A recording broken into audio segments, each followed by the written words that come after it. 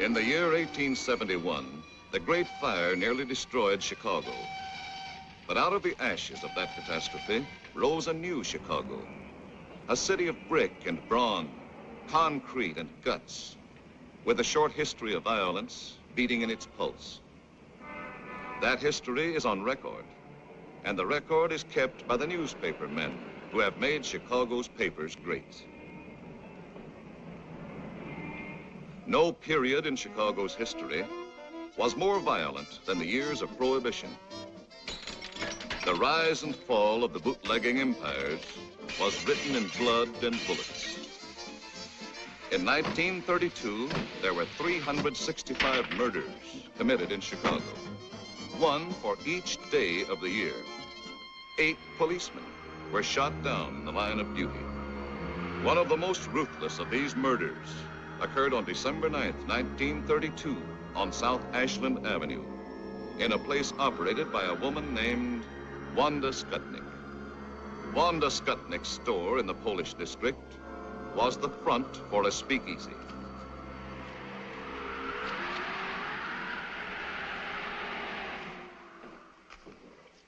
You got change for 20? That's all right. Pay me next time.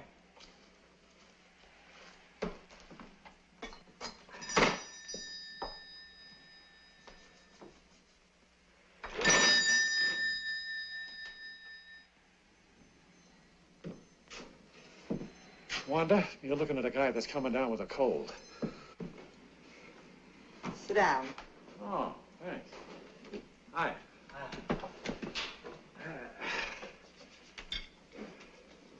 For a cold, this is good.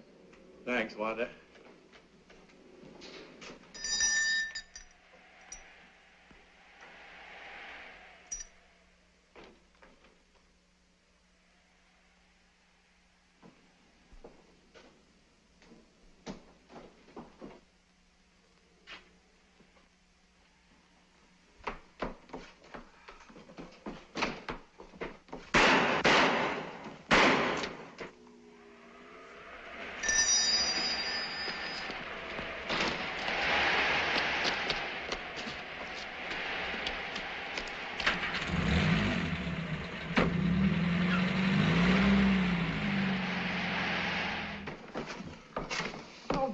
Get the police, Wanda. Get the police, quick.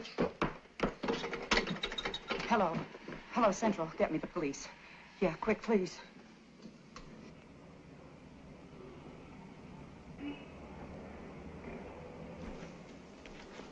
This cornered, frightened bootlegger gave information that pointed suspicion towards a man named Tomek Zaleska. Tomek Zaleska couldn't be found, but 2 weeks later, a tip from another source revealed that Zaleska had spent the night of the murder with his friend, Frank Wiecek. The police closed in on the home of Helen and Frank Wiecek.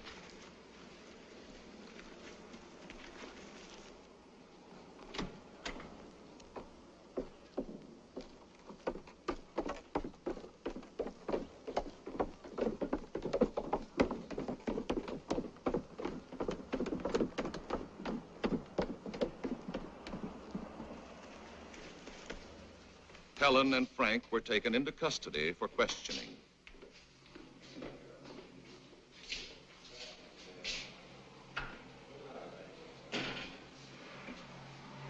Frank Wiecek admitted that Tomek Zaleska had spent the night of the murder at his home, but insisted he knew nothing about the crime. Why did Tomek want to sleep at your house? Well, he was having trouble with his old man, and he was afraid to go home. When did you last report to your probation officer? Last Friday. You're sure it wasn't Thursday?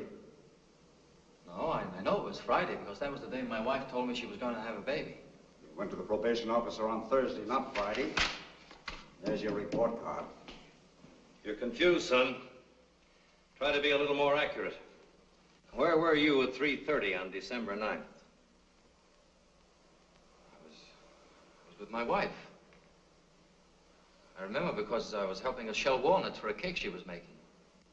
You were wrong about the day you saw the probation officer. Maybe you're wrong about being at home shelling walnuts for your wife on December 9th. I know I made a mistake about the probation officer, but I know I'm right about the other thing. This statement was signed by your wife an hour ago. My husband was home with me on the 9th of December. I remember this because he was helping me pick dates for a cake. You sure it was walnuts?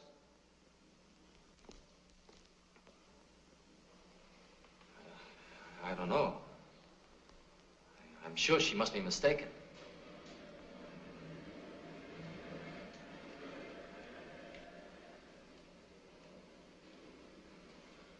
His wife, Helen, was released.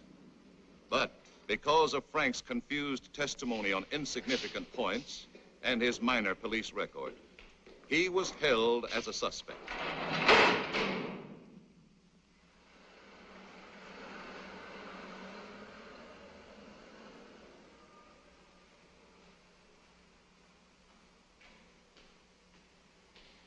Eventually, after hiding out for 6 weeks, Tomek Zaleska, protesting his innocence, surrendered to the police.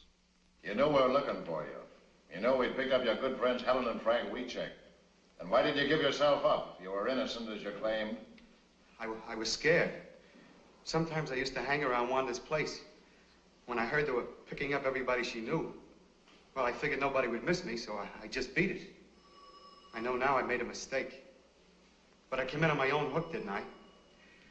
When you went to Wiecek's house that night, what reason did you give for wanting to sleep there? I didn't give any reason. I used to spend the night there once in a while. You didn't give them any reason? No. I just asked them to let me stay there, and they did. And you're sure you gave them no reason? No. After identification by an eyewitness, Frank Wiecek and Tomek Zaleska were indicted for the murder of Officer Bundy and swiftly brought to trial. I will ask you, Mrs. Skutnik, if you see in this courtroom the 2 men that murdered policeman John Bundy. Yes, sir. Him and him. Had you ever seen either of these men prior to the time of the shooting? Oh, sure. Tomek used to come around my place all the time. The other fella I never saw before. And the first time you saw Frank Wiecek was on the day of the murder? Yes, sir. And the next time you saw him was the day you picked him out of the police lineup? Yes, sir. Thank you, Your Honor. The people rest. Both men received a sentence of 99 years to be served in Stateville Penitentiary. This happened in November 1933. Frank and Tomek went to prison. The case was forgotten for 11 years.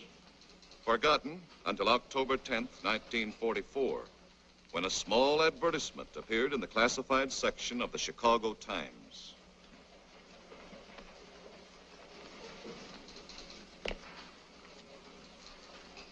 Boy!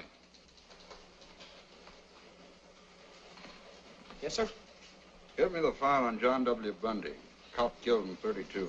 Right. You get McNeil. Yes, sir.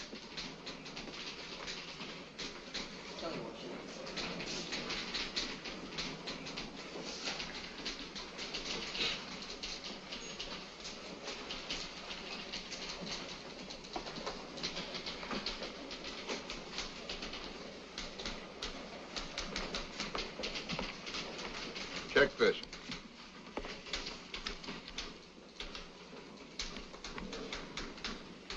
What do you make of it?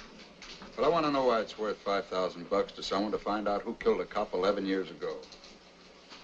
1932 was open season for cops. Over on the north side, they were shooting them in pairs like a brace of ducks. This is all I could find on that cop killed in 1932. That Bundy guy, Mr. Kelly.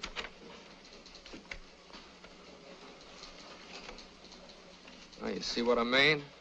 He didn't rate much. Well, it wouldn't hurt to check it. You might get your name in the paper. Now, this is sucker bait.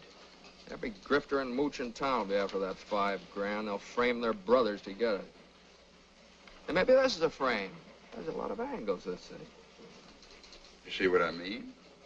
Just takes you longer to catch on, that's all. I'm just thinking about it.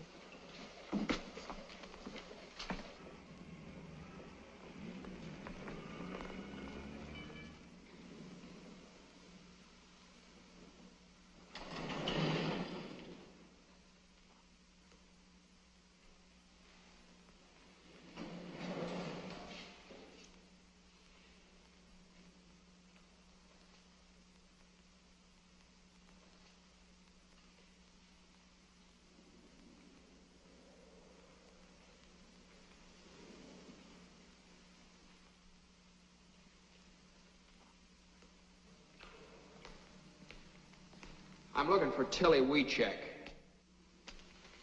What you want? I called Northside 777. They said I'd find her here. I'm Tilly.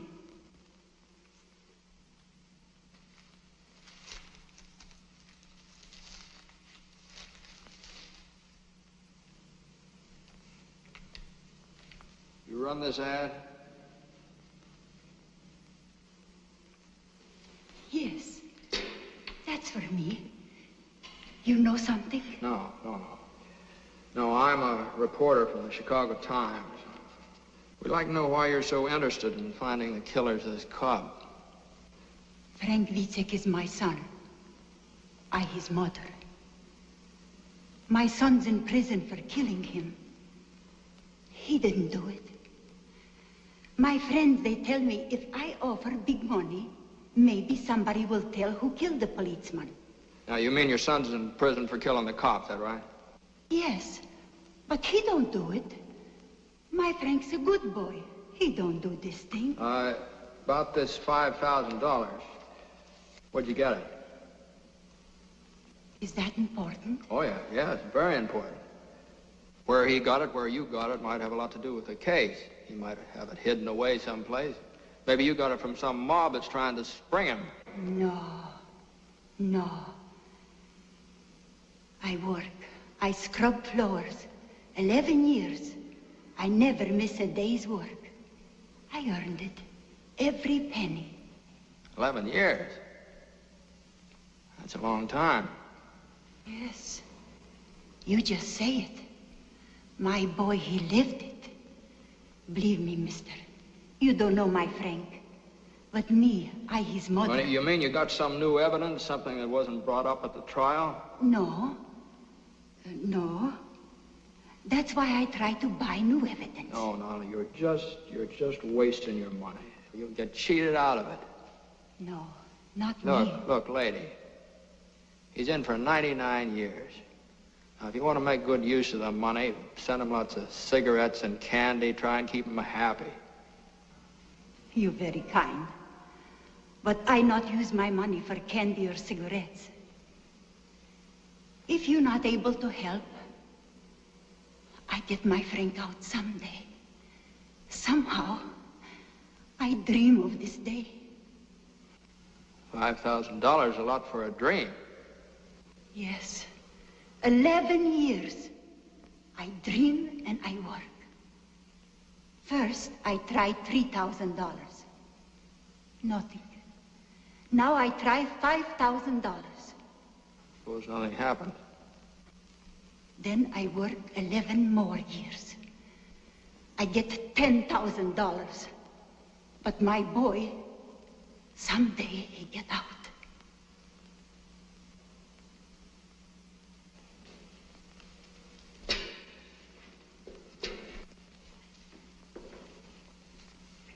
I gotta hand it to you, Mrs. Weechek. You got a lot of courage. You help me? Oh, I'm afraid I couldn't do that. I'm only a reporter. I just write the story. Now, good luck to you.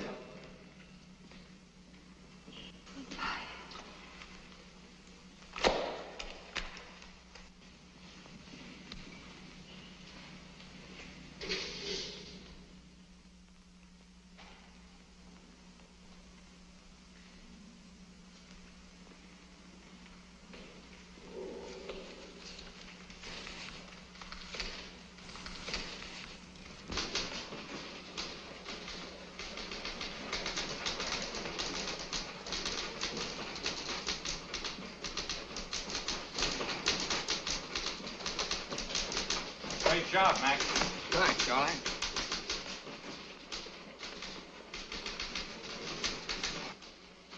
Mac.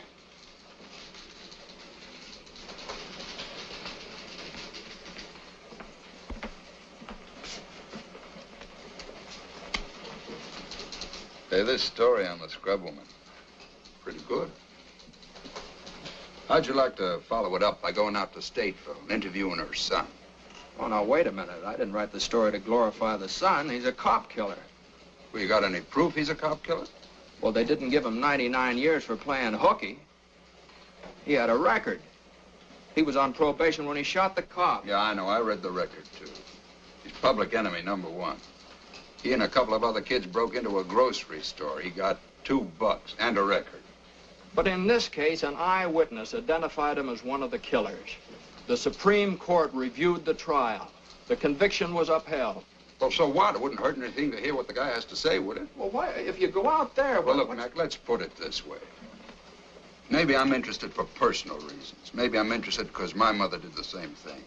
She scrubbed floors on her hands and knees for more than 11 years, sent me through school. Okay, I'll go out to the pen tomorrow and see him. How about expenses? Here's a voucher. Take to the cashier.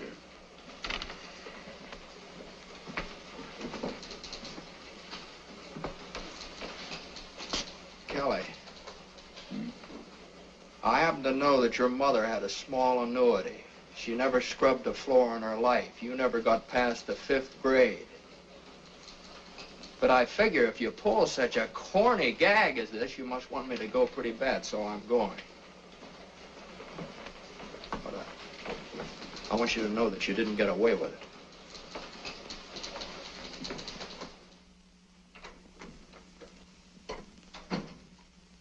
Jim? Yeah? You're early tonight. What happened?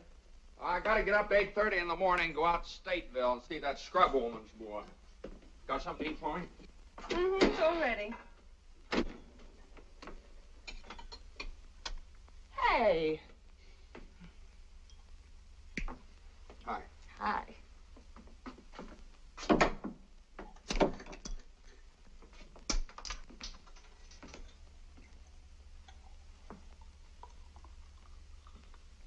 Hey, got a new one, huh?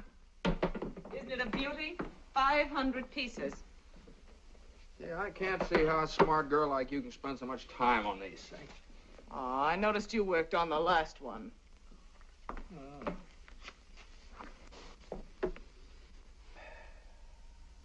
You know, that was a marvelous yarn you wrote about that Polish woman. Had a lot of feeling. What a magnificent thing that old lady did. Yeah, everybody's touched. Especially Kelly. I was, too. Makes you feel warm. Well, I hit it pretty hard. But don't start believing it. I read the files on the case. That kid killed the cop. He got what was coming to him. Now, I need a branch of a tree right in there. See one around? Oh, that sky. That sky. I wasn't thinking about the boy. I was thinking about his mother. I hammer out a sob story and everybody's blubbering all over me. You know what it is? It catches your imagination. Nobody knows whether she's right or not, but she's worked so hard, she's had such faith that... Well, I want her to be right. Honey, I love you. Wouldn't you scrub for it for me if I shot old Kelly in the head? Oh, I don't know. You don't. You don't. Jim. Oh, here's one. Here's one. Looks like it. Jim. Look, I'm going out to see him tomorrow. Well, you women are suckers for sentimentality, aren't you? I guess that's how I got you. All I had to do was dangle an orange blossom in front of you. Oh, it took a little more than that, Mr. McNeil. It did. Hmm. Mm-hmm.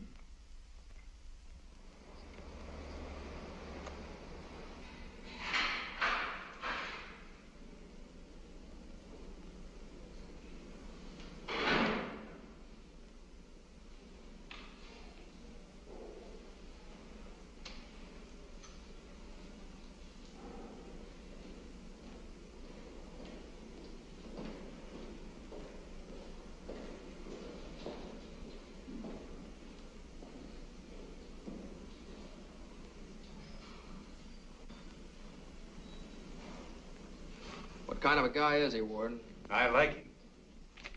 Oh. Frank, this is McNeil of the Chicago Times.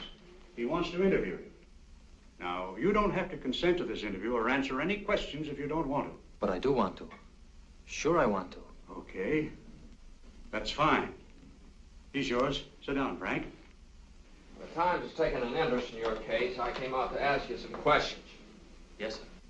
I'd like more of your story, your side of it. I need an angle, something to hit the public with, you understand? Yes, sir. Now, you knew about the ad your mother ran in the papers, and the $5,000 reward.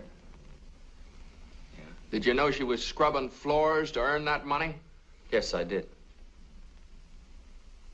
All she lives for is to get me out. I guess that's all I've got to live for, too. Well, that's a very good angle to play up. Your faith in your mother, her faith in you. You know, if you're guilty, you're just letting her slave her life away for nothing. She knows I'm not guilty. Uh-huh. I read the news clips, transcript of the trial. They don't whitewash you, the way I see it. But you only read what convicted me. All the true facts didn't come out. Even Judge Moulton said I was innocent. The judge that gave you 99 years? Well, the jury said we were guilty. He had to. But in his chambers, he said he knew we were innocent. When was that? Oh, after he sentenced us. Oh, after? Well, maybe we better duck that. What else? My lawyer was a drunk. He wouldn't even let me take the stand. He was afraid I'd get the chair. Oh, go on. When they question you hour after hour, you're bound to get mixed up on a lot of little things the way I did. That's another good angle. Railroaded, huh? And they took me from one police station to another. Every few hours. Taking me around the horn, they call it. So my lawyer couldn't get me out. And this one, the Skutnik. The first 2 times she saw me, she said I wasn't the man. And all of a sudden, she said I was. Finger woman. All right, we'll play that up, too. I was home with my wife the night the policeman was killed. Does your wife visit you regularly? My wife, yeah. We're divorced. Well, we better duck that angle, too. You duck so many things. You don't believe me, do you? Listen, I talked to your mother. She's a very fine old woman. She believes you. I need proof.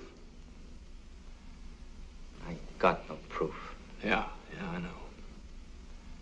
All right, now, what we'll do with this thing is this. We'll play up this mother angle and the finger woman, and maybe a little police and political corruption, too. I didn't say that. Well, what difference does that make? It's a good angle. Probably true, anyway. You see, you don't want a wishy-washy story. This thing's got to have sock, mass appeal. It's the only way we'll be able to help you. Get sympathy, public support.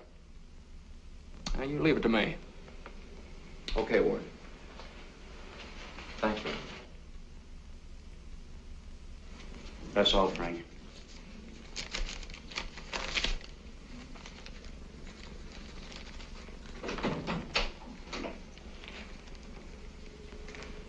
Are there any guilty men out here?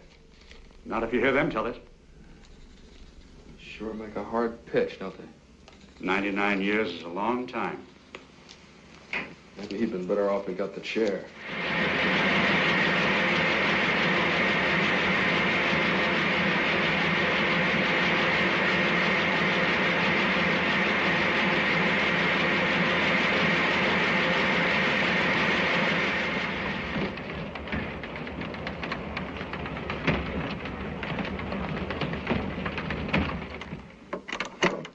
Mr. McNeil is busy, but I'll tell him you like the story. You're welcome. Yes, the Times is going to continue with the WeCheck case. You're welcome.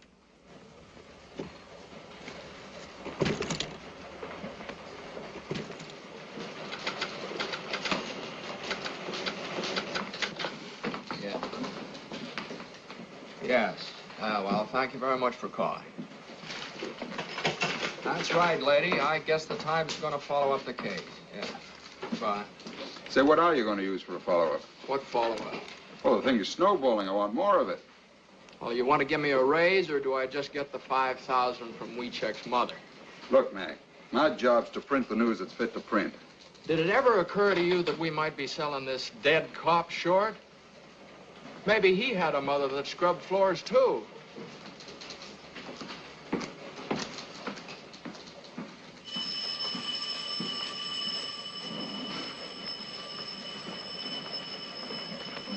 And another thing, you remember what Wiechek said about that judge that promised him a new trial? Well, the judge died 3 weeks after the case was closed. He's been dead for 11 years. Now, Wiechek's a pretty smart cookie, you know. He gives me a lead and knows I can't check up on it. Well, why don't you take it differently? Look, Mac, you know we're getting on the average of more than 20 phone calls per hour from our readers. And every time that phone rings, you see those great big juicy headlines. I know, Chicago Times clears innocent man. Well, why not? Well, why not? It's impossible, Kelly. You can't do a thing like that. Listen, Mac, if you don't like the story, if you think he's guilty, end it. Write a finish piece and kill it. I'll take that deal. I'll interview his wife. She believed in him so much she divorced him. That ought to kill it for good.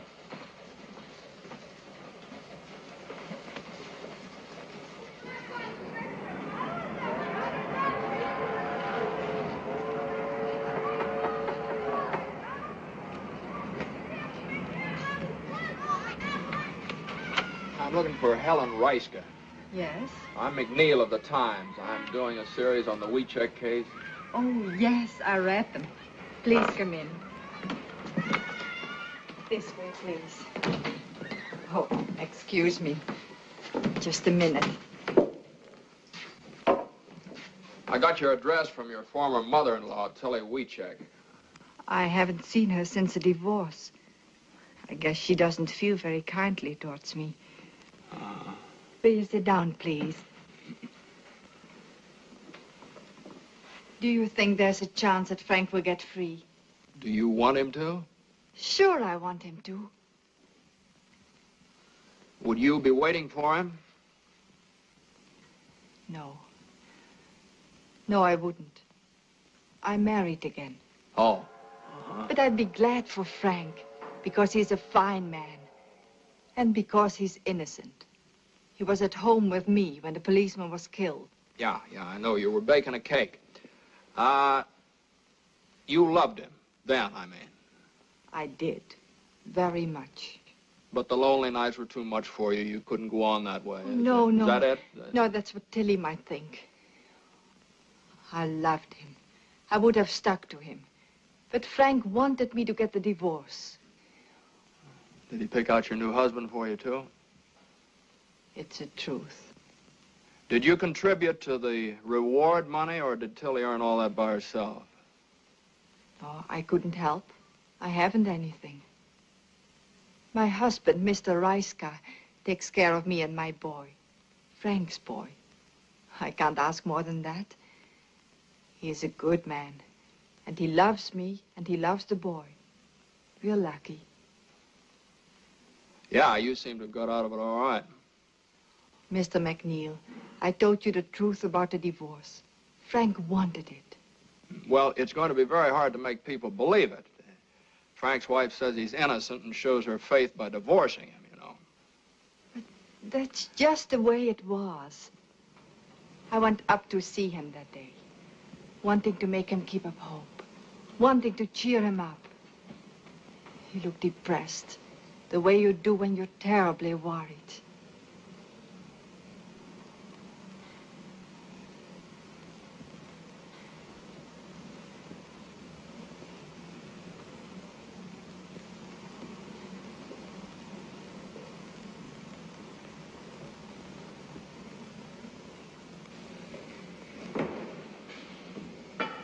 How have you been? Fine. How have you been? Fine. How's Ma? Fine. And the boy? How's the boy?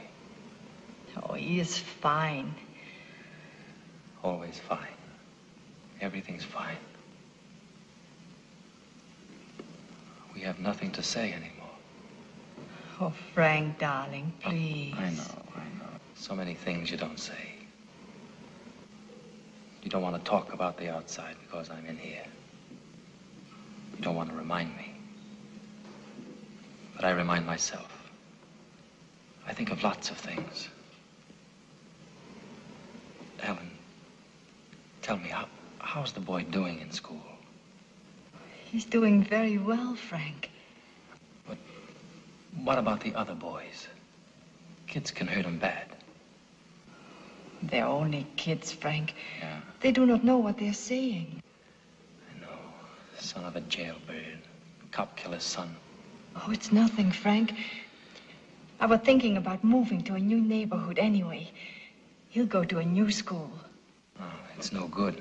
A new school is no good, Helen. A new name. That would be good. Frank. I'm just like dead, Helen. In 30 years, maybe I can get a parole, if I'm lucky.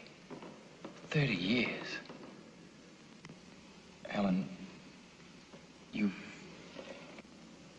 got to divorce me, Helen. You can't mean that, Frank. Yes. Love's not for us anymore, Helen. It's finished. Now we must think of the boy. Only the boy. My boy must live for me. But I couldn't do it, Frank. I just couldn't.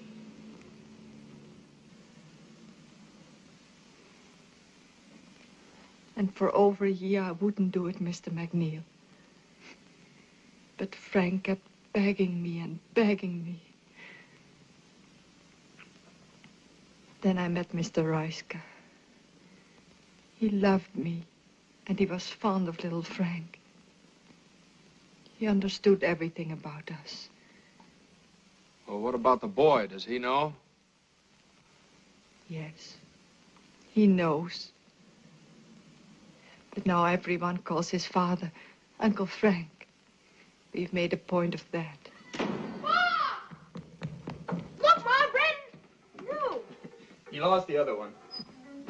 This is Mr. McNeil of the newspaper. And that's my husband, Mr. Reiska. Reiska? And that's my boy, Frank. How are you? Say, I'd like to get a couple of shots of you and the boy, if it's all right. That's all right. Come on, son. Come over Sit- here, sit Frank. Right there. There you are. Come on. Hey, hey.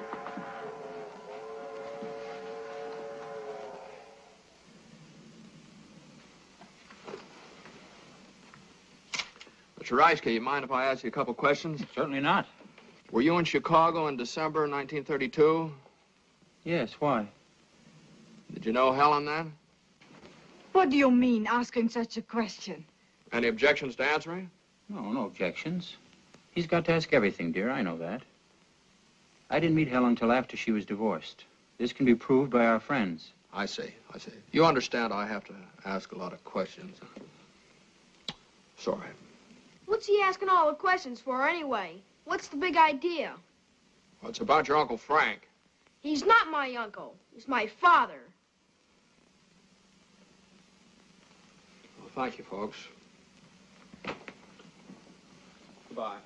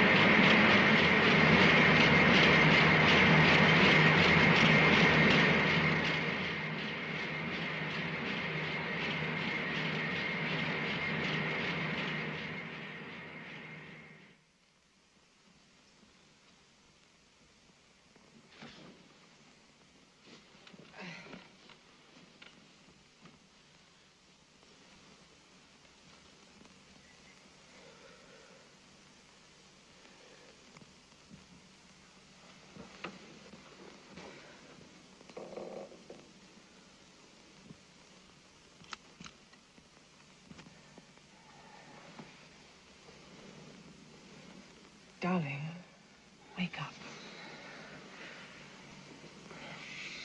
What's the matter? Huh? Hungry? Want a nice sandwich? Oh, no. You've been gnashing your teeth and making an awful noise. I've never known you to be like this, Jim. I don't know, maybe it's something I ate. I ate the same things. Well, maybe it's something I wrote down.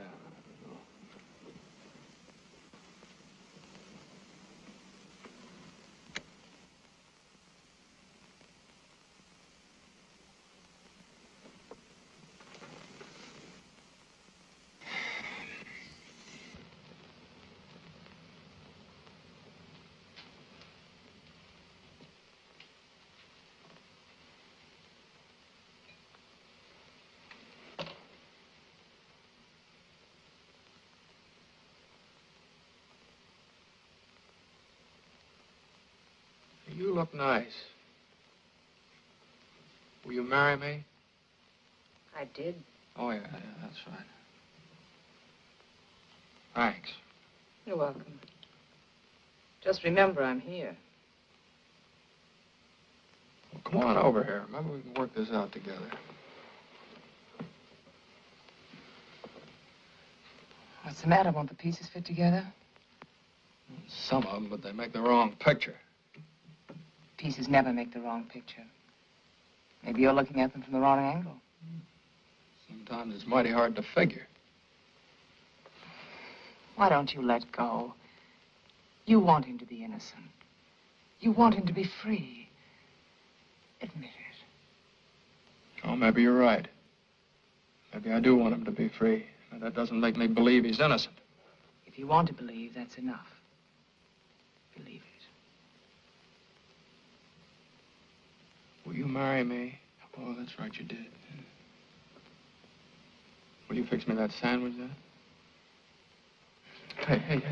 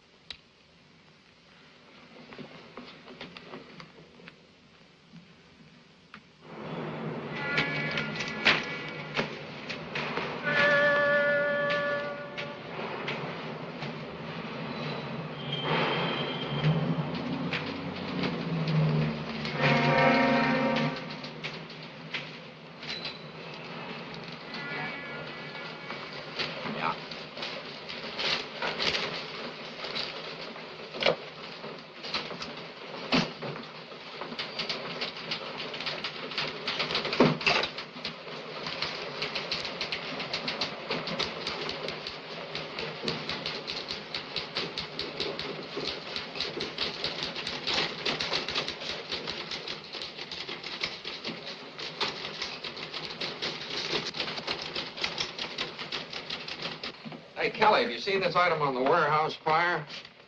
Might be a firebug, arson ring. You think there's anything to it? There might be. I'll follow it up. Is that an assignment?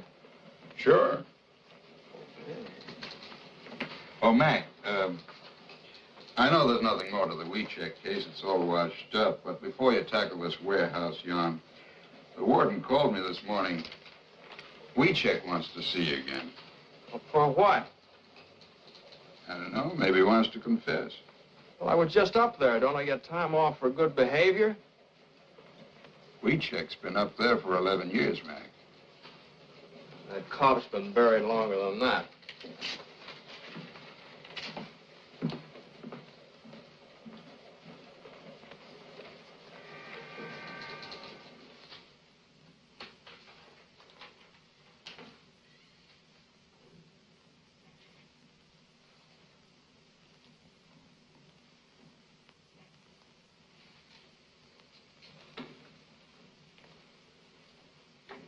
Hello, WeCheck.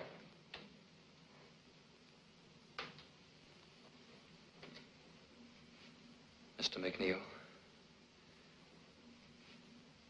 I sent for you to tell you that I don't want you to write anymore about me or my family. I've read what you've written. I've seen the pictures of my mother, my wife, and my boy. We poured our hearts out to you, unashamed. Well, you wanted help, didn't you? That's the only way you can get people interested in the case. Nobody's going to read a little two-line ad like your mother ran in the paper. 500,000 people have been following this story. Now, somebody might know the killers and get in touch with us. I don't want that kind of help. I'll stay here 1,000 years. But you must not write anymore about my wife and my mother and my boy. My mother is doing this for me, not to sell your papers. Oh, now, wait a minute. I made my wife divorce me, so my boy has a new name. Now you put his picture in the paper. You spoiled everything for him. I don't know. I thought I was doing a good job. No. This is writing without heart, without truth. Before I thought maybe some crook lawyer would try to get the $5,000 from my mother. But this I never figured. Yes, I say it. I'll stay here. I'll stay here 1,000 years. But never write anymore about my family. Leave them alone. Leave alone my wife and my boy.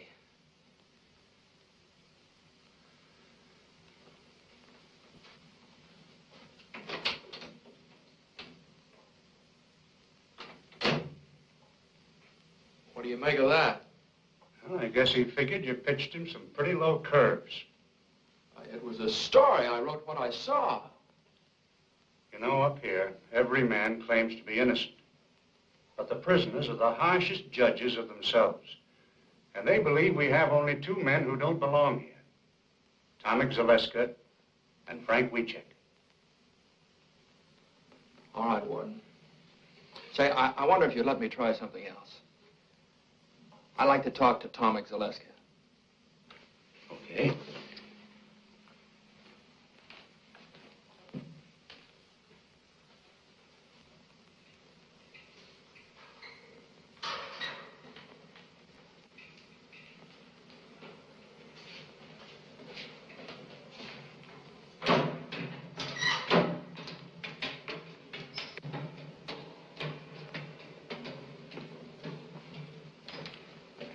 I'd like to talk to Zaleska. Yes, sir.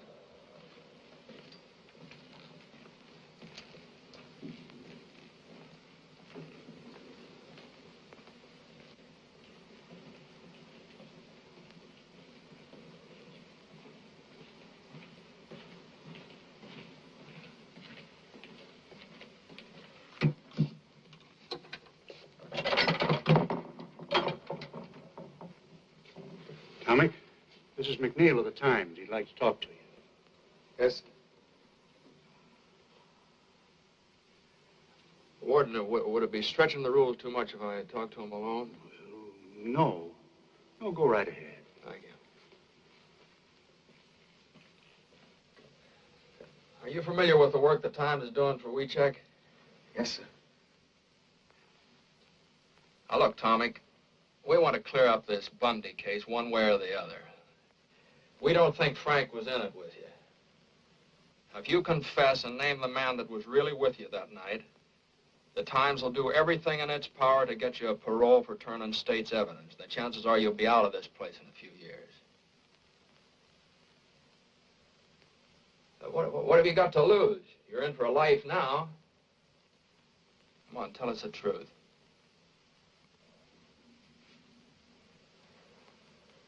Sure.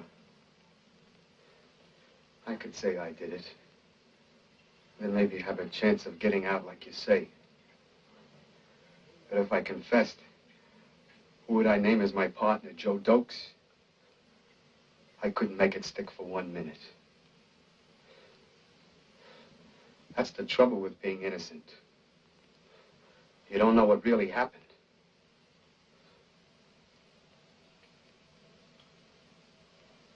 I didn't do it. Me and Frank had nothing to do with it.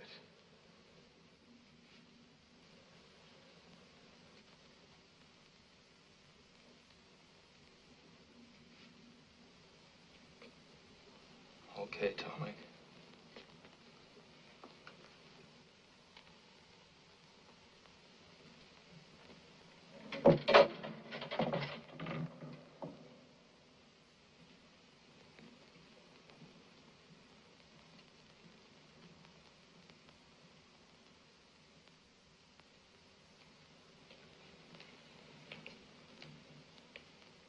Well?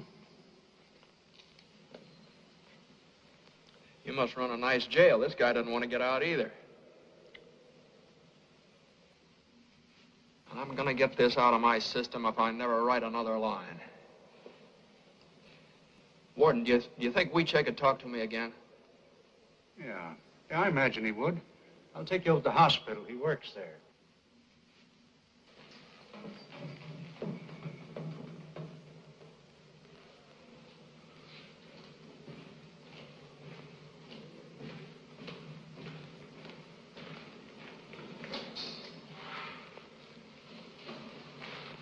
Frank, Mr. McNeil would like to talk to you again, if it's all right with you.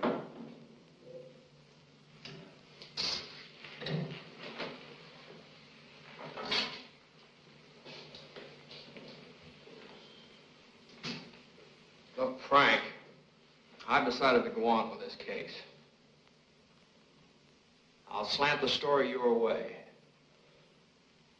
I also want you to know that I'm still not convinced you're innocent, but I'm willing to get the facts. But remember this. If I ever catch you lying, I'll blast you so hard you won't even get a parole when you're 33 years or up. Is it a deal? I've nothing to be afraid of. It's a deal. Okay, Frank. I want you to give me some information. This judge you told me about, you know, the one that died. Were there any witnesses when he told you he'd try and get you a new trial? Yeah, there was a bailiff. Uh-huh. What was his name? I don't know. Well, I'll find out. What was the name of your lawyer? His name was Underwood. Underwood. Where does he practice? He's disbarred now. That's great. A disbarred lawyer and a dead judge. All right, what else? There's Wanda Skutnik. It was she alone who put me where I am. She identified me, but the other two witnesses, Gruska and the mailman, said no. Then there was the police captain. He was the one who got Skutnik to say I was the man. He stood right alongside of her when she picked me out. She was afraid of him.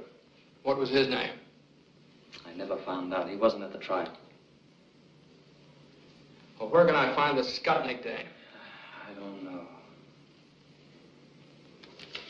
That's nice material. It's all I got, but it's the truth. Would you be willing to take a lie detector test? Mr. McNeil, for 11 years, I've been waiting for a chance to get at that box. You know what you're up against? If it turns out bad, you're cooked. If it turns out good, it's only Leonard Keeler's professional opinion. Doesn't count legally. I'll take the test. Okay, I'll fix it up for you.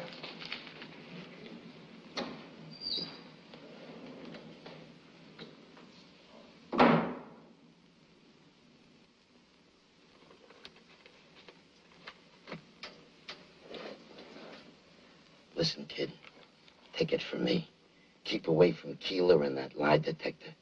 I'm not afraid of it. That's what I said. Why, I had the cops, the state's attorney, even my own lawyer believing in me. I was a cinch. Then they talked me into going up against that box. What happened? What do you mean, what happened? I'm doing life, ain't I?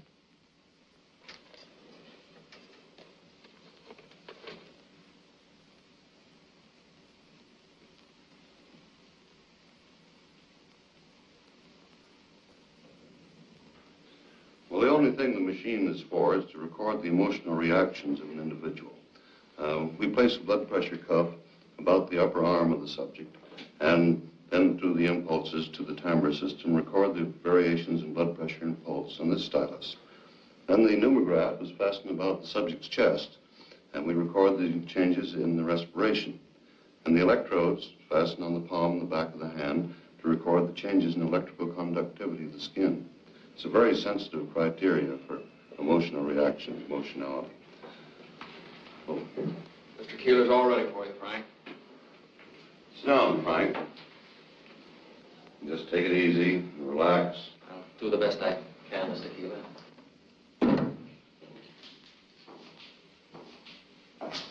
Come, Mac.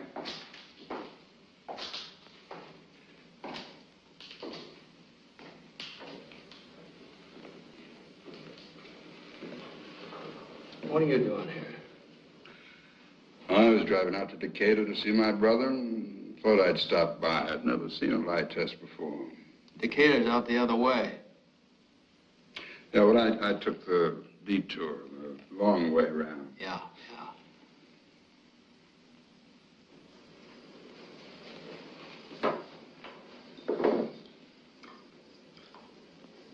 These are a pair of electrodes. I clip them to the palm on the back of your hand to pick up the electrical changes in the nervous system.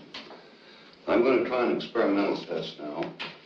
I want you to take one of these cards, look at it, remember the card that you chose, and then place it back in the group. I'm going to ask you one card at a time, and I want you to say no to each card that I ask, including the chosen card. You understand? Yes, sir.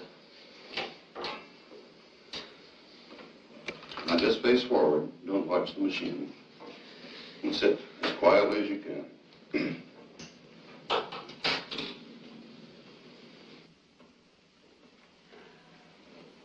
Hey, what's he doing that for? Oh, he's forcing him to lie so it'll show on the graph. Gives good basis for judging Wiechek's reactions. Did you choose the 7 of clubs? No.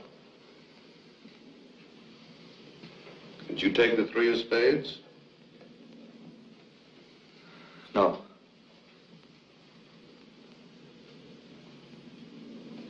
Did you take the Queen of Hearts? No.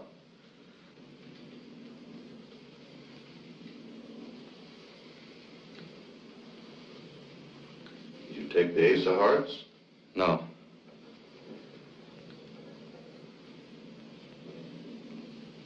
Did you take the 5 of Diamonds? No.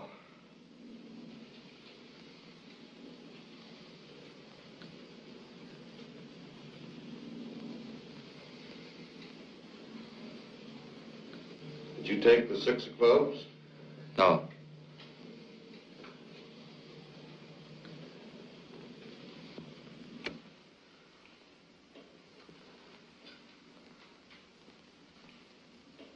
You took the 5 of Diamonds, Frank. Did you? Yes, sir.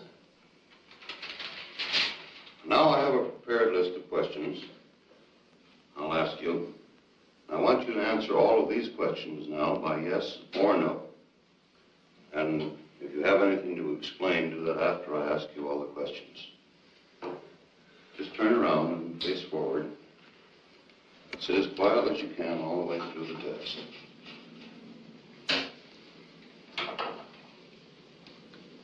And don't forget, just yes or no all the way through. Is your name Frank Wiechek? Yes.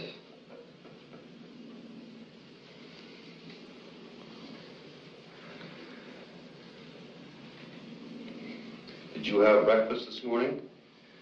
Yes.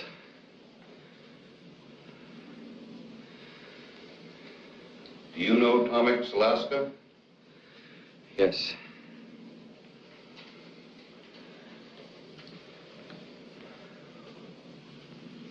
You're 6 feet tall, aren't you? 5'9". Just a minute now. Just yes or no, all the way through. I'm sorry, sir. And sit quietly. Yes. I'll have to begin again now. I'll just ask you some of these questions. I'm sorry. Is your name Frank Wiechek? Yes.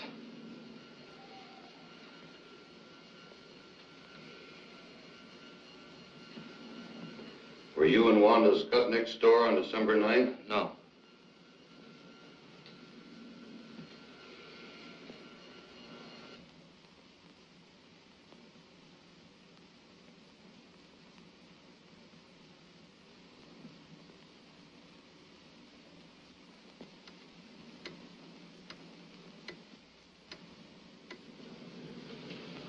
Were you home at the time of the robbery? Yes.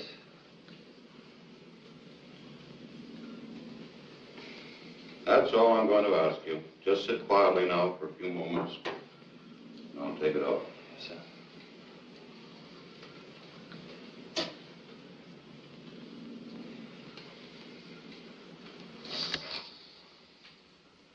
Now we're all through, Frank.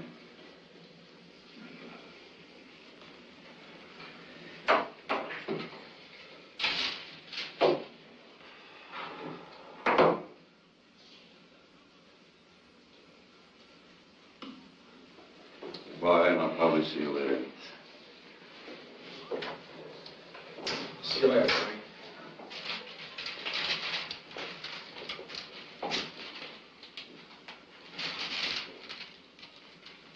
What's the verdict? Well, there's the record.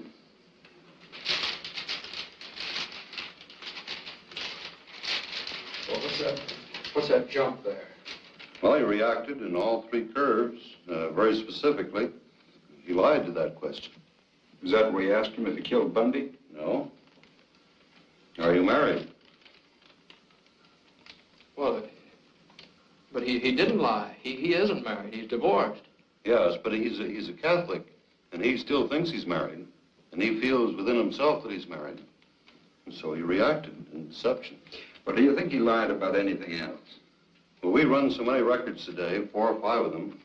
I'd like to take a little time to go over them and compare one record with another and the reactions. And, well, I'll call you later on this afternoon and let you know.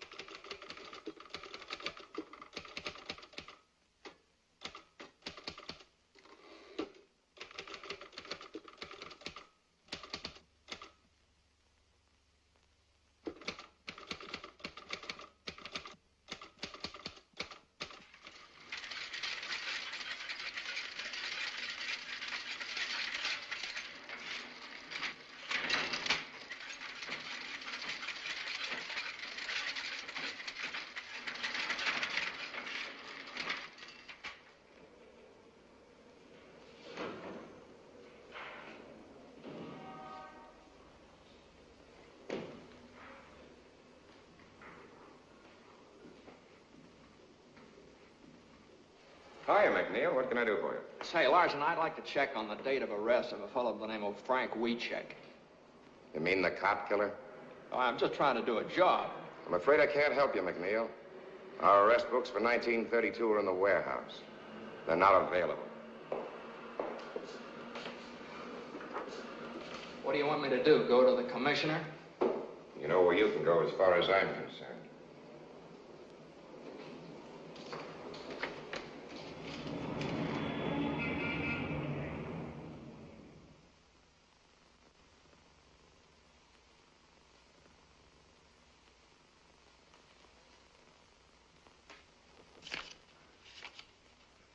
Here it is. Booked for murder December 23rd. Does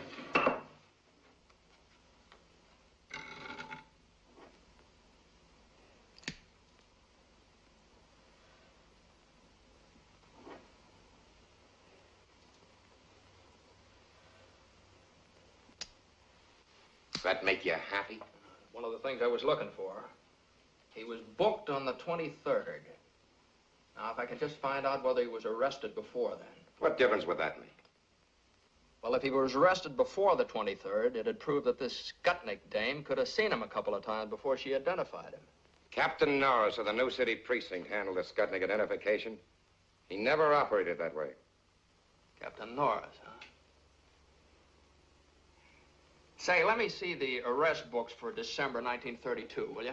I can't help you on that. Look, all I'm trying to do is to find out whether this fellow Wiechek is a cop killer or not. You know, back during Prohibition, the police department got pretty tough when a cop got killed. Now you're talking like the guy in the street. Always thinks we're running around with rubber hoses beating up innocent people. Look, you seem to think the cops framed Wiechek. You're the one that's doing the framing. You're framing the best police department in the country. Bundy was a good cop and a good man. Why don't you write about his wife and son?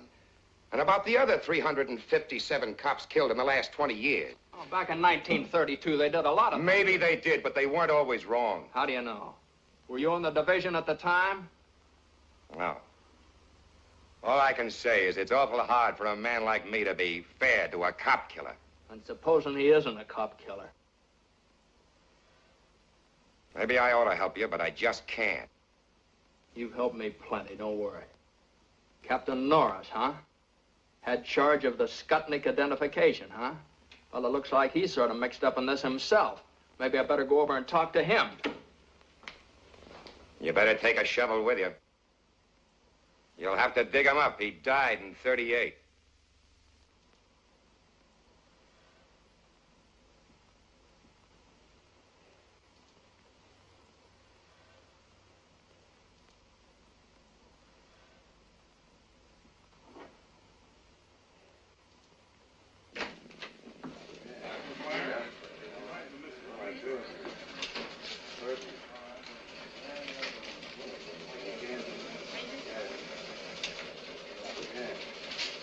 All right, transferring the new citizenry. Yeah. Hi, Mac. Off your beat, ain't you? Yeah, sort of. I need some help. Lay off of me, Mac. The word's gone out to keep away from you. I've done you a lot of favors, Matt. Now, is there any place I can find some records of people that come in here and look at the police show-ups? Material witnesses. Somebody might have been subpoenaed to come in here and identify Weechek. If we kept that kind of stuff, the books would fill Soldiers Field. Well, now, would there be any photographs? Anything We like don't that? take no pictures in station houses. Press boys might get a shot of the witnesses on the steps, but never inside. Now, look, Mac. If I'm seen talking to you, I'm going to be back walking my old beat. Now, why not be a good guy? And don't be here when I get back. Okay, may I use your phone? Yeah. Use that line. Don't touch those.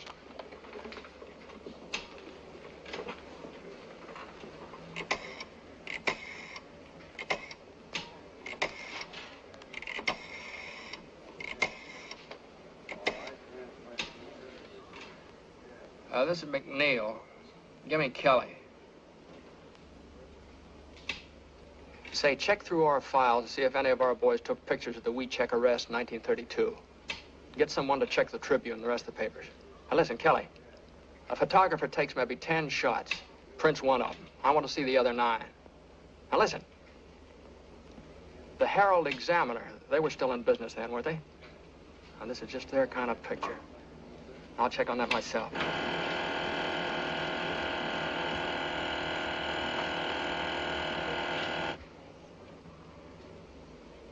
Hey, I just thought of something. See you later.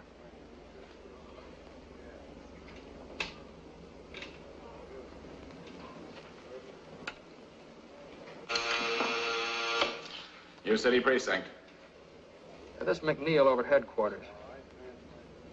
You got the book on the Weechek arrest in 1932? Yeah, but we've been told to pull it out of the files. I'll drop over and see it. Okay, we're right over. Right.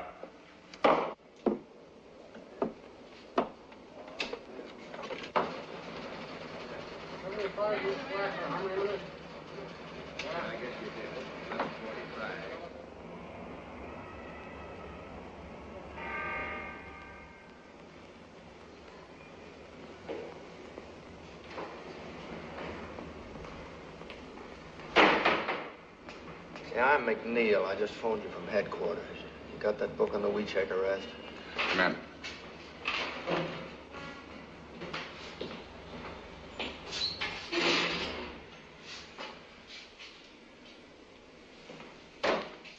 Thank you.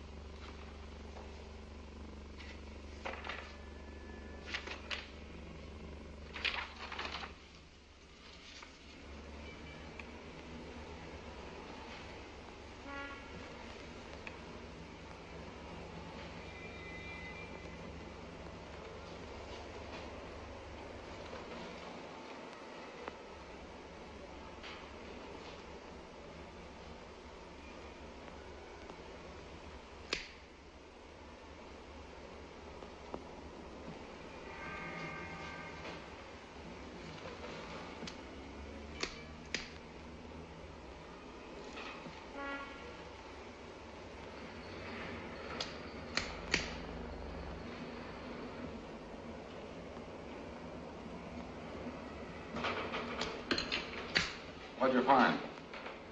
Weechek was arrested in the morning of the 22nd. He wasn't booked until the afternoon of the 23rd. Norris took his time, didn't he? What'd you say your name was? McNeil. What division? I'm McNeil of the Chicago Times. This is confidential information. This is public information, and I'm entitled to use it. We've got our orders. You got a beef, you talk to the state's attorney's office. That's a good idea. I think I will. In the meantime, I wouldn't let anything happen to that book if I were you.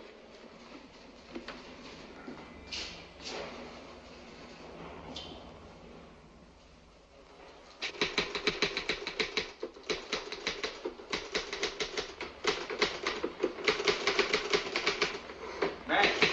Hey, Max.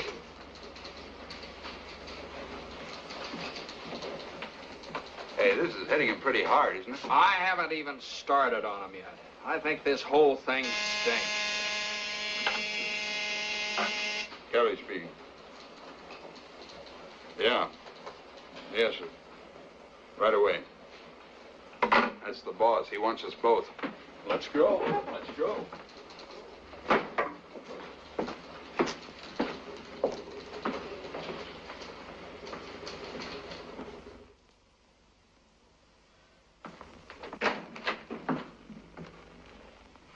Go right in, Mr. Kelly. Mr. Palmer's waiting.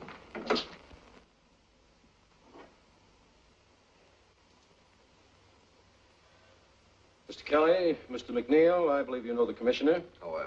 Mr. Faxon from the state's attorney's office. And this is Robert Winston representing the governor. How do you do, sir? Of course, you know Mr. Burns. Mr. Kelly, these gentlemen object to our handling of the WeCheck story. Mr. Kelly, we feel that the Times, through you and Mr. McNeil, is slinging mud on one of the finest police departments in the United States. And specifically, we object to your efforts to arouse sympathy for a man who killed a police officer. We'd just like to point out, gentlemen, that Frank Wiechek was convicted by a jury. His case was reviewed by the Supreme Court, and the conviction was upheld. All these legal authorities believed in Frank Wiechek's guilt.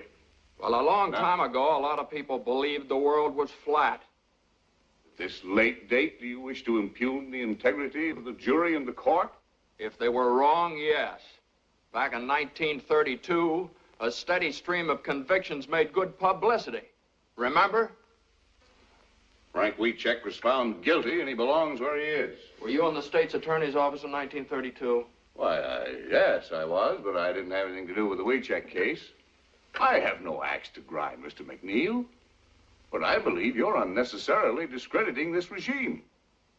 Furthermore, your stories may be holding out false hope of a pardon to both Frank Wiechek and his mother. I'm not so sure it's false. We are. Look, up until now, what we've printed was based on interview and investigation. We've invented nothing, and we don't intend to. Well, a great deal of emotion and color can be lent to simple facts. The governor feels this entire matter is undermining law and order. But Wiechek is innocent.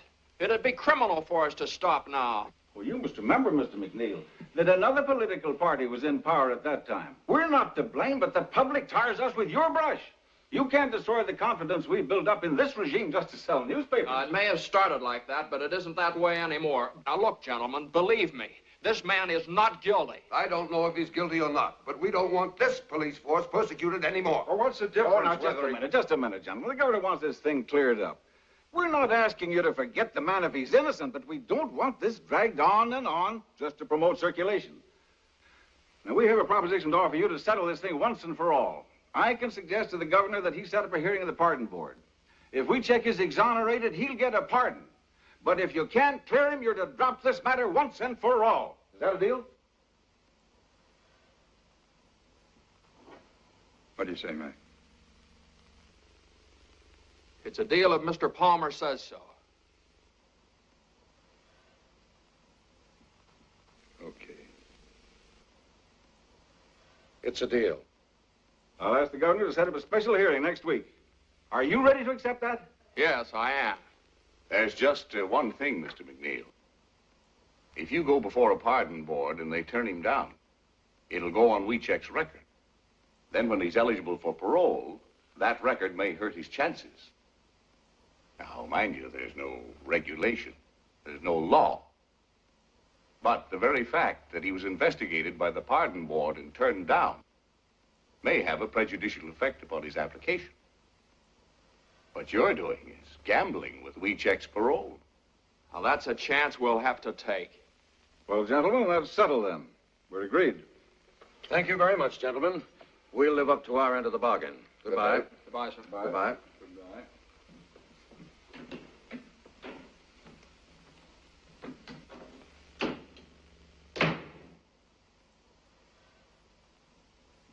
Well, you two seem to be satisfied, but Mr. Burns doesn't seem to be. I'm not.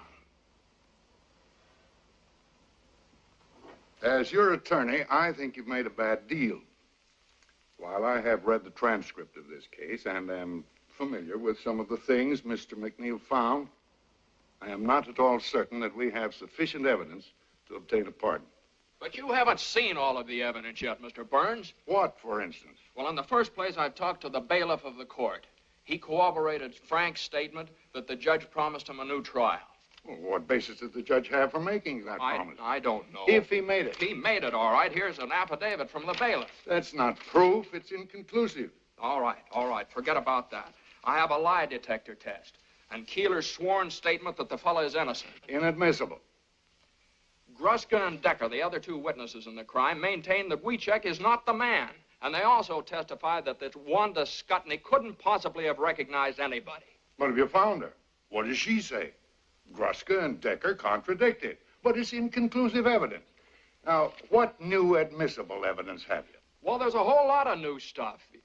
The state's attorney's office tried to keep me out of the record books. That's the reason they had that fella faxing up here. And another thing.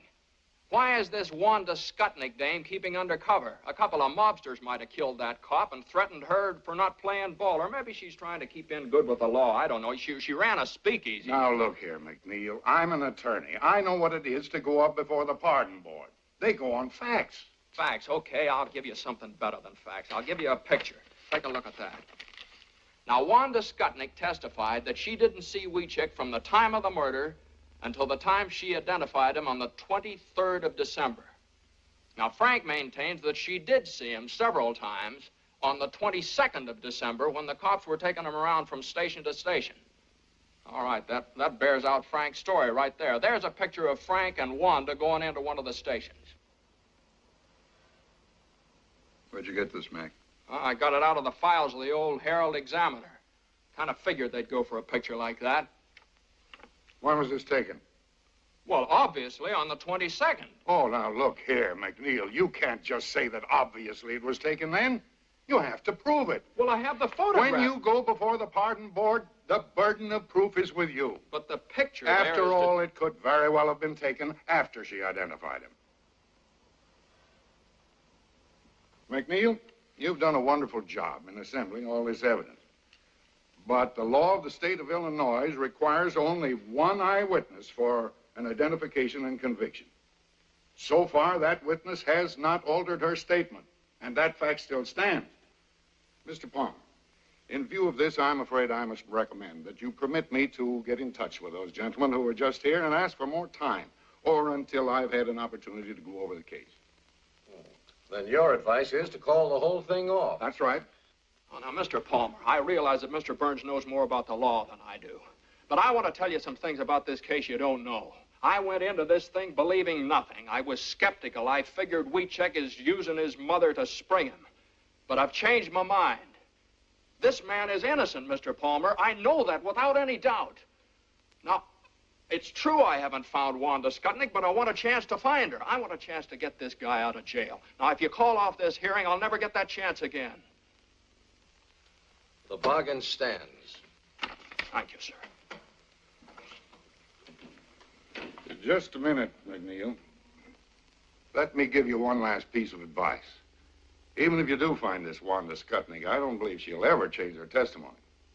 There's only one thing for you to do. Discredit her. Prove she's a liar. Otherwise, you're wasting your time.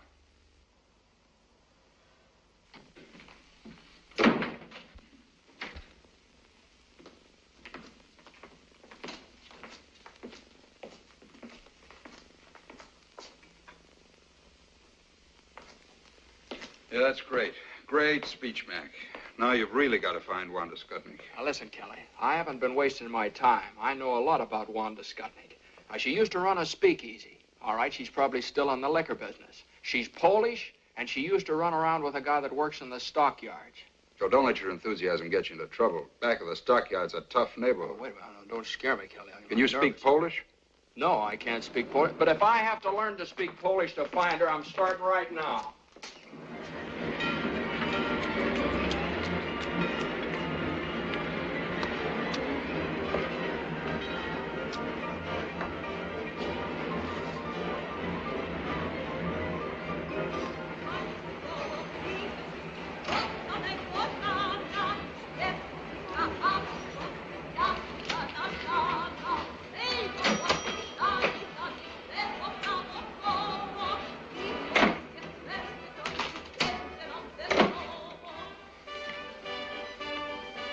What do you have? Say, did you ever see that woman before? Her name's Wanda Skutnik. You a copper? No. Her uncle died, left her a little money. I hear she's remarried. Having a hard time finding her. Money, huh? I don't know. I'll see if the boys in the back room know about her. To je. Czy któryś słyszał, że kobieta się nazywa Wanda Skutnik? Nie. Ja jej nie pewnie żonata? Ja wcale nie. Ma nowe nazwisko. Nie. Daj mi drugą kartę. Przepraszam.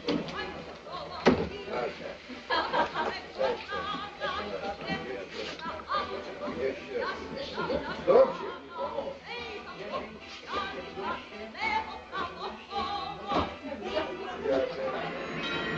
McNeil divided the district back of the yards into blocks and sections, and for days and nights systematically combed every beer parlor and saloon. Ja panu powiedziałem, że więcej już nie będę pracować. Tak ciężko robił. O, panu opowiadam. That's all for me. Na zdrowie panu. Na zdrowie.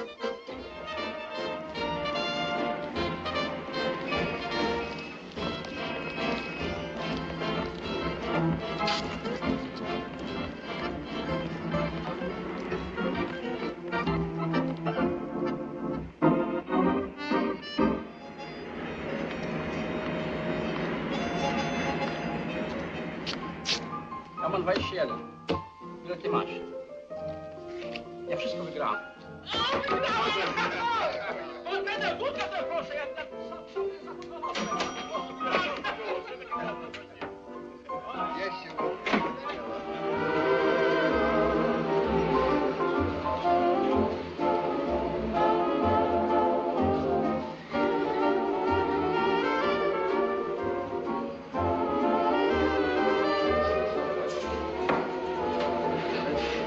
Give me a bourbon.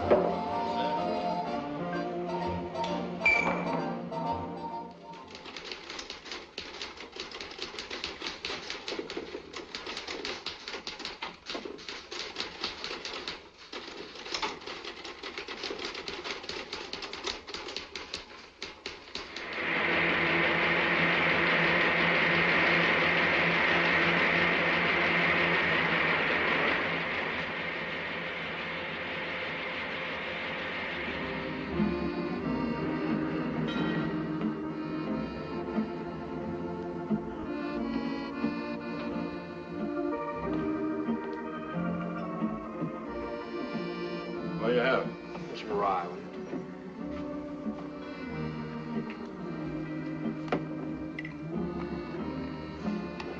Say, did you ever see that woman around here? No, I don't think I have. Her name's Skutnik, Wanda Skutnik. A lot of women come in here, but I don't know them by name.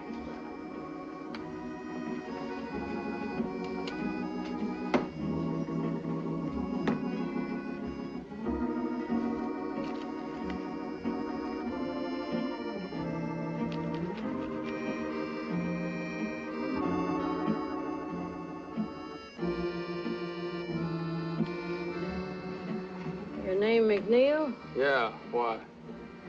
I've been wondering when you'd hit this neighborhood. I've been reading your stories in the paper. About Wanda Skutnik? Yeah. You know her? Used to. Used to be good friends. You know where I could find her now? I might. Where? What's in it for me? What do you want? I owe him $1.75. Okay. Where is she? I ought to have one to talk on. Yeah. Hey, couple of drinks here, huh? What happens to Wanda if you find her? Oh, not a thing. I'm just going to ask her some questions. There ain't no warrant out after her, nothing like that. No, nothing like that. Leave the bottle here, too, will you?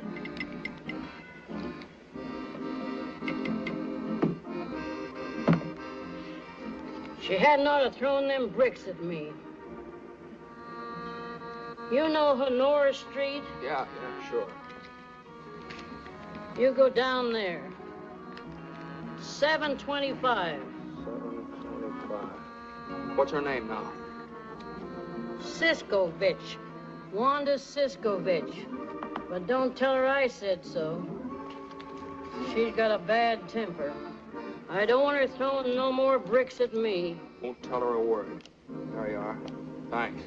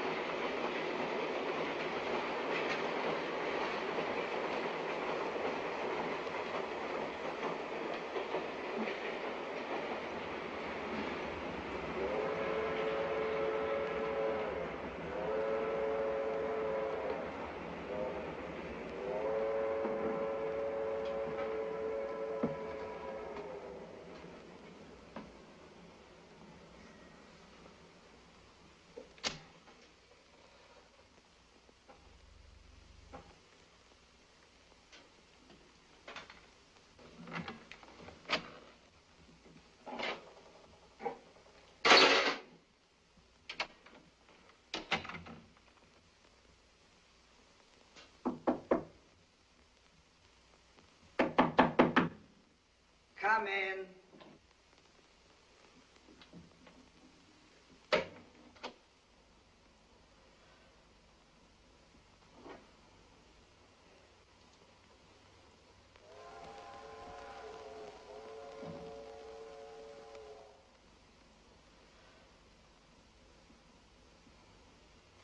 Who are you? I'm from the Times. Get out of here! So you're Wanda Skutnik. Yeah. I've been wondering when you'd show up. Now, look, lady, I'm not going to give you any trouble. I'd just like to ask you a few questions. You want to cry in my beer? All I want to know is this. Is there any possibility that you might have been mistaken when you identified Wiechek? No. Well, if you're so positive, we can prove it. Will you take a lie test? A lie test? You think I'm crazy? Look, will you give me a sworn statement? I did my swearing in court. How many times did you see Frank before you identified him? Never. You didn't see him before the police show up? No. Only when he killed the cop. Look, I said all I got to say. That's all there is, see? What do you mean that's all there is? There's a lot more than that. This kid's been up in the pen for 11 years. Now, look, I've got to go before the pardon board day after tomorrow. Now, Frank's got a good chance to get off if you help him. I got no reason to help Wiechek, and I got no reason to help you neither. You're the one that wrote them lies about me. I've been thinking of suing you for libel. That's the reason I wrote them. I called you a liar and a bootlegger and a finger woman. I insulted you every way I could think of, and I'm going to keep on doing it, see? Go ahead and sue us for libel. I'd just like to get you up on a witness stand under oath. Yeah, and you still wouldn't get nothing out of me.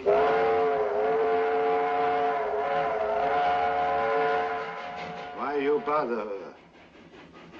Put that down. You want to go to jail? Now you get out of here.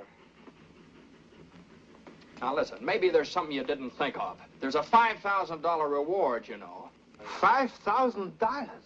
And what's more, you don't have to do anything about it. Just tell me enough to clear things up, get Wiechek out, and you get the $5,000. So what do I gotta do? Just tell the truth. Who got you to identify him? Who are you afraid of? Nobody, nothing, nobody. I ain't afraid of nobody and ain't got nothing to say. Wanda, it's $5,000. Shut up! Now you get out of here. You ain't gonna get nowhere. I identified him. I told the truth. It's him. I ain't never gonna change my mind. It's him. Now get out of here. Boris!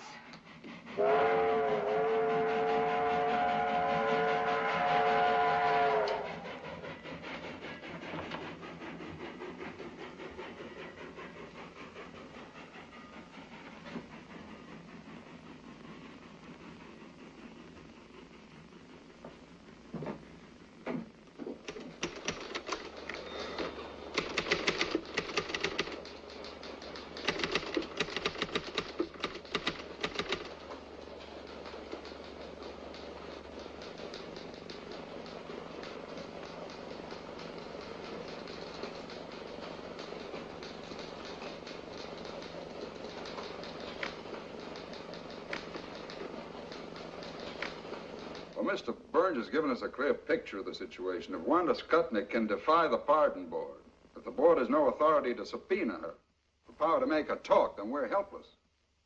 What do we do now? The thing for us to do now is for me to appear before the pardon board at Springfield this afternoon, present our apologies, and ask that the case be withdrawn. Will that appear on Frank's record? Will it spoil his chances when he becomes eligible for a parole? No, his name simply will not come before the board. All right. That's it, then. I'm sorry, Mr. Palmer. I want to apologize to you, too, Mr. Burns. I thought if I found this woman, I could make her talk, but I missed it. I'm sorry. Okay, Mac. Kelly, write a finished story on this Wanda Skutnik and end the whole thing.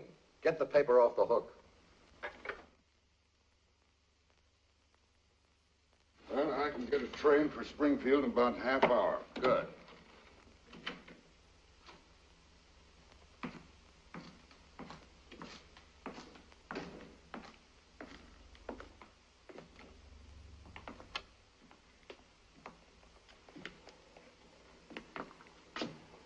Big day for the Weechecks.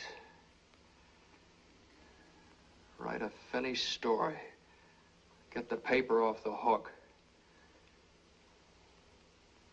How do you end it? Well, first you better go out and see Weechek's mother. I couldn't do that. I just couldn't do that, Kelly. What do you want her to do? Read it in the paper?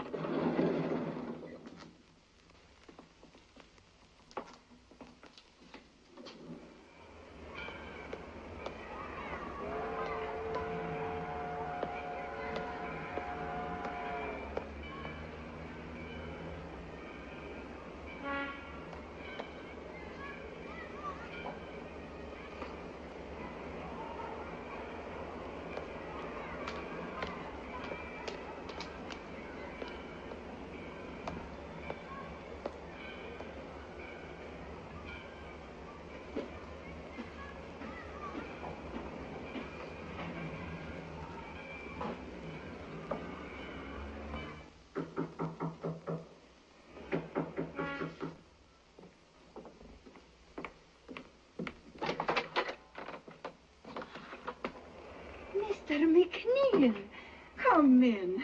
Thank you. I got to excuse myself. I was not expecting company. You mustn't regard me as company, Kelly. I was baking a pie for Frank. Please sit down. I'll get you some coffee.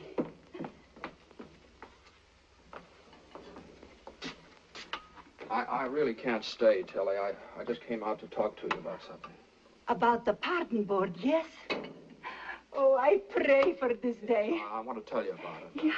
Come over and sit down. And now it has come. It is here. Tilly, I must tell you this. Yeah. We're going to call off the hearings. We don't have a chance in the world of getting Frank his pardon. No chance. No. But you work so hard. You do everything. Everything I could. You got lawyers. He tell pardon board. We have the best. But don't you see, Tilly, if we go before the pardon board now, it'll just be hurting Frank's chances for a parole later on. We can't get a thing out of Wanda Skutnik, and without her, we have nothing. I saw her at the trial. She will never tell. Like a rock. She will never tell. But she knows. Yes, she's afraid. She will not talk, never. And without her, we have no evidence. Evidence? They got no evidence when they sent my Frank to prison for 99 years. I got no evidence when I scrub floors every night. Go without supper. Walk to work so I save a nickel for Frank.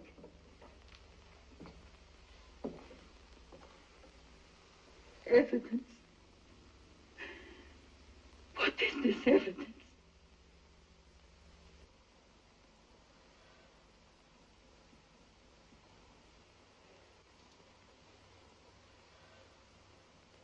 I can't tell you how sorry I am, Tilly. You try to help. You're a good man. But if this thing happened, then we fight some more. We fight more and more. Yes? No, Tilly. We're calling off the hearing. The Times is dropping the case. No. But if you go, I got no friend left. I'm sorry.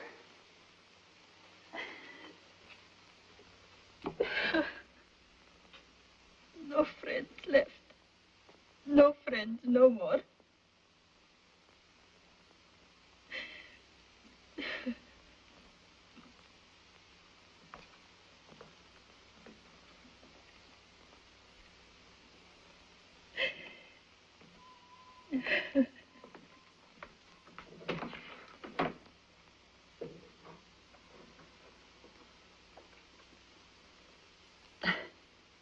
Big fool me. Sure, I got a friend.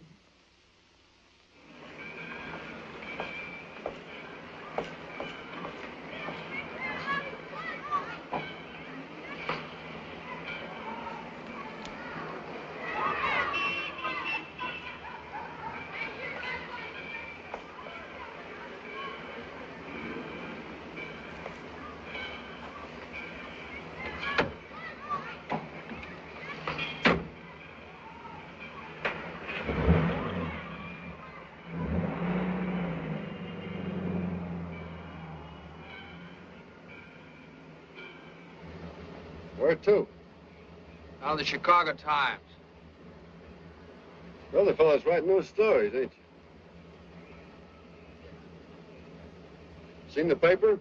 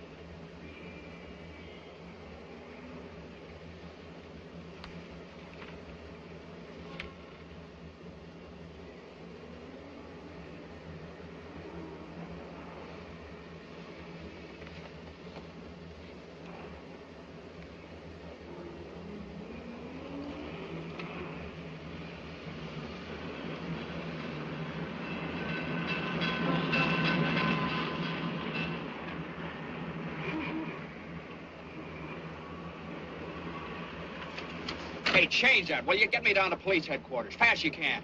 Right away. McNeil of the Chicago Times. First door on your left, Mr. McNeil.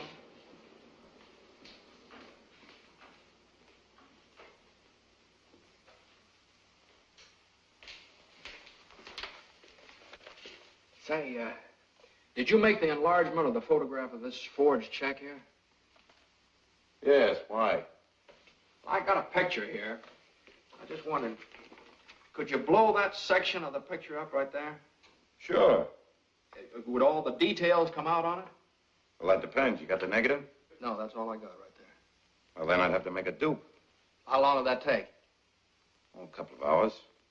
What do you think? Could you get started on it right away? Yes. But you're McNeil at the Times, aren't you? Been working on that Weecheck case. That's right, I'm McNeil. At first I thought this guy was guilty. But now I don't know. You take a look at it. Hey, can I use your phone? Sure, right over there.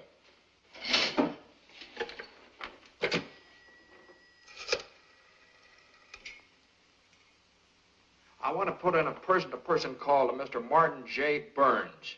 He's up at the state capitol in Springfield, Illinois. That's right. Yeah.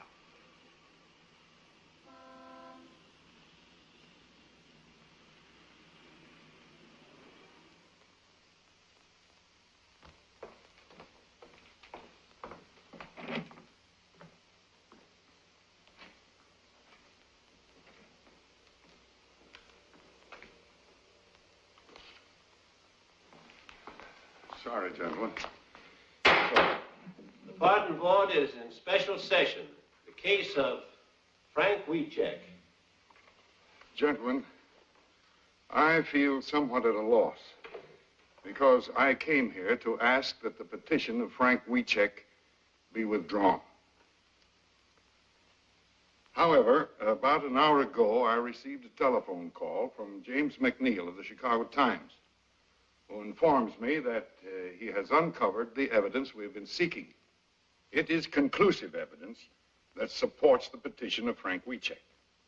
You may present the evidence, Mr. Burns.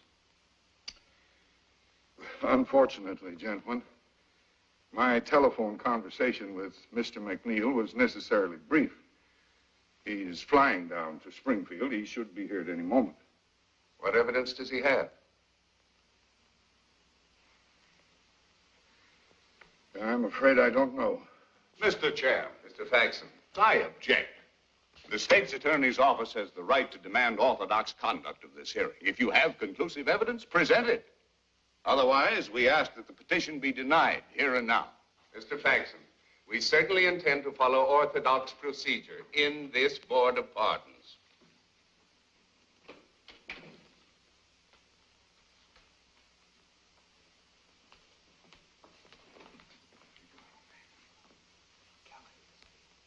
Kelly's sending it over the AP wire. Have you got anything at all? Don't have a thing. We just have to stall them. Let me talk to them. All right. Mr. Chairman, gentlemen, I'd like to ask your permission to have Mr. McNeil of the Chicago Times address the board. Granted. Thank you, sir. Mr. Chairman, gentlemen, I'd like to apologize for being late, but it was just impossible for me to get here sooner. I don't know how much Mr. Burns has told you. Strictly from a reporter's point of view, understand. I've assembled what I feel is a very solid case. And of what does this case consist? Well, it consists of such debatable items as a lie detector test. Now, I realize that you're unable to accept that. You want evidence. But sometimes the weight of evidence, just because it's in the record, is heavy enough to crush the truth. We'll discuss the shortcomings of our judicial system some other time, Mr. McNeil. Yes, sir, I'm sorry. I realize that at the present time you want facts. We have a notarized affidavit from the bailiff of Judge Moulton's court that the judge felt that Weecheck did not receive a fair trial. We have those documents before us, Mr. McNeil. They could hardly be called conclusive. Yes, sir. But as you probably know from those documents, Gruska and Decker contradicted Wanda Skutnik's testimony, and those affidavits bear them out. The board is aware of that, too, Mr. McNeil. But Wanda Skutnik has not altered her testimony, has she? Wanda Skutnik lied from beginning to end. She lied about everything. You know, it's a very funny thing about the statue of justice up there. She has a sword in her hand. It's a double-edged sword. Cuts both ways.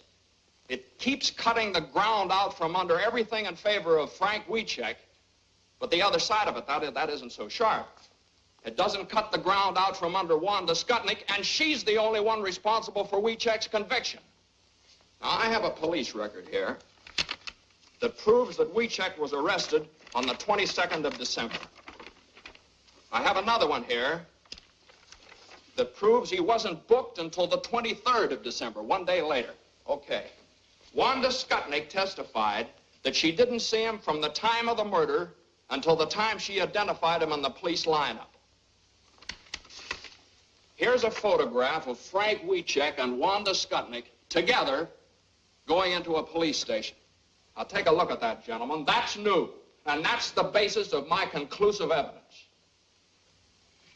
The two photostats of the police records merely indicate that some time elapsed between Wiechek's arrest and the time he was booked. As a reporter, you know very well that this is a common occurrence at police stations. Yes, sir, but what about that photograph? It must be perfectly obvious to you, Mr. McNeil, that we have no way of knowing when this picture was taken. Was it on the 22nd or the 23rd? Or was it during or after the trial? Yes, sir, I know. Now, gentlemen, that's what delayed me.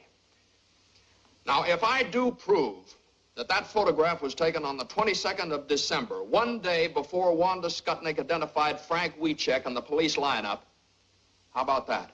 What then?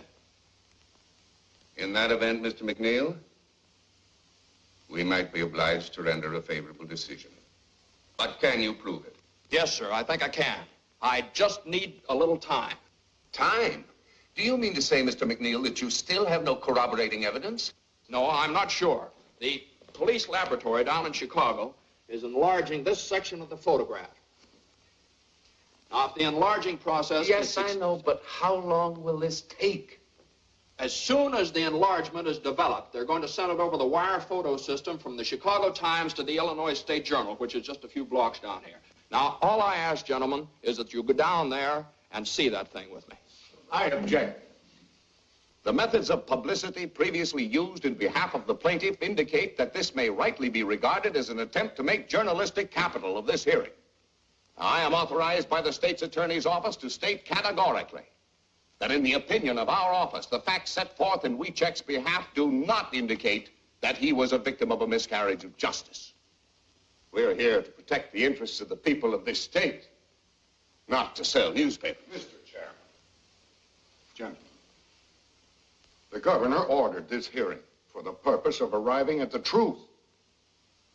If you fail to consider every item of evidence, no matter how improperly presented, you have defeated the very purpose of this hearing. What is your decision, Mr. Chairman? Gentlemen, we'll go. Are you clear to Springfield? Yes, sir, the wire's open. Well, hold it open. I'll have the picture in a minute.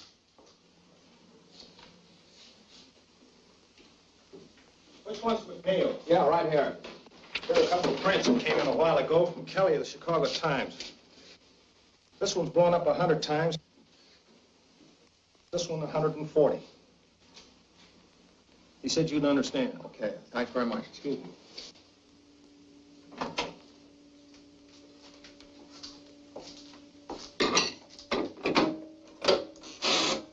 Ask them if they're ready.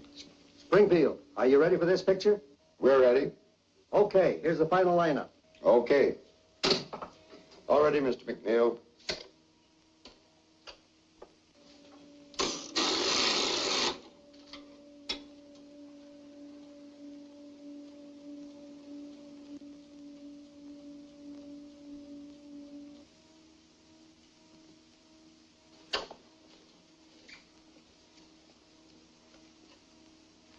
Gentlemen, let me explain to you what's happening here. As you remember, this is the picture I showed you before, you know, and this is the area we're working on right here, the newsboard. All right, now this print is that area enlarged 100 times. And this print is that same area enlarged 140 times. Now, the picture coming in now is this area right in here, blown up as big as possible. Well, what do you expect to find in the enlargement? The date on the newspaper held in the newsboy's hand. Is that possible? Frankly, I don't know, sir. It depends on a whole lot of things. condition of the dupe negative, the density of the print.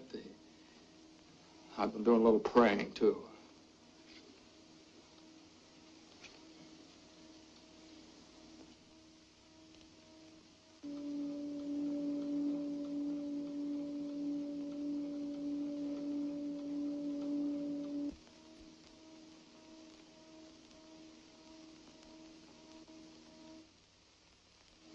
That's it, Mr. McNeil. Excuse me, please. How long will this take? Oh, it's a positive print. Shouldn't take long. You can come along with me if you want. This way, Colonel.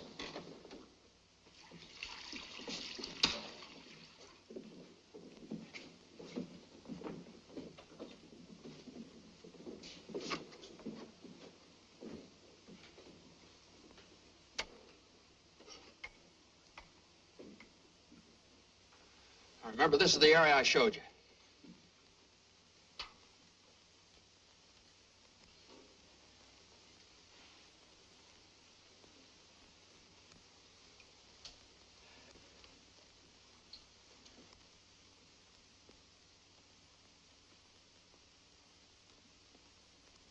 There, it's beginning to come through.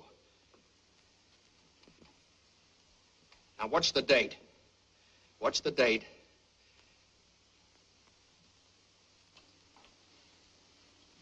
December. There it is. December 22nd. 22nd of December. There it is.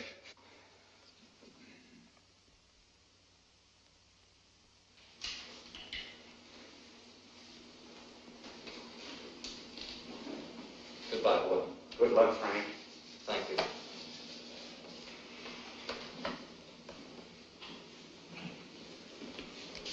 New suit and $10.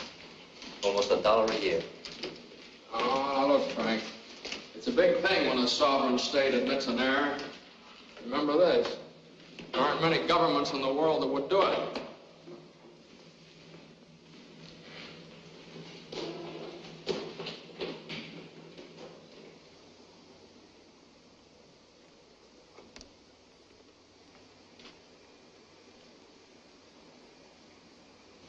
That's my daddy! Daddy!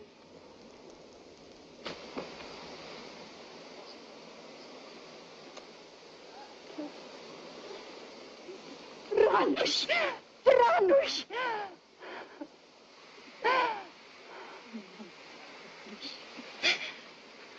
Helen. Frank. Frank, this is... Yeah, I know. I want to thank you for everything you've done for Helen and the boy. And I want you to know you can have the boy with you whenever you want him, and for as long as you like. Thanks. It's a good world outside. Yes, it's a good world outside. And Frank Wiecek is free. Free because of a mother's faith, the courage of a newspaper, and one reporter's refusal to accept defeat.